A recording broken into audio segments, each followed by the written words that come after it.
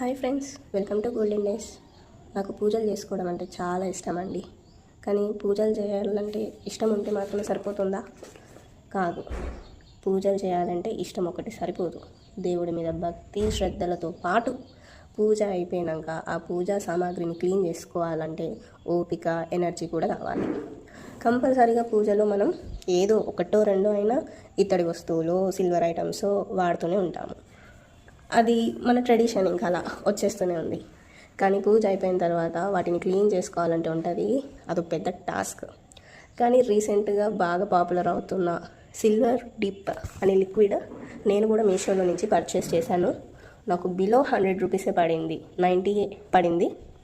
కానీ నిజంగా అసలు ఎంత బాగుందంటే ఇన్స్టాంట్గా సిల్వర్ ఐటమ్స్ అన్నీ కూడా క్లీన్ చేసుకోవచ్చు.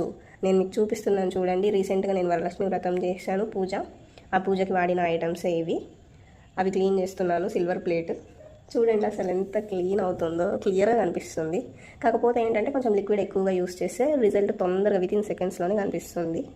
ఇంకొకటి మెయిన్ దీని బెస్ట్ క్వాలిటీ ఏంటంటే లిక్విడ్కి రీయూజబుల్.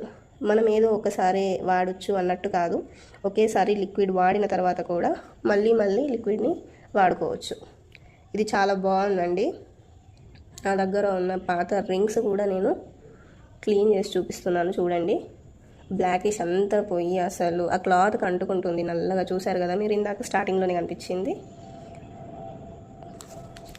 ఓకే అండి, థ్యాంక్ యూ.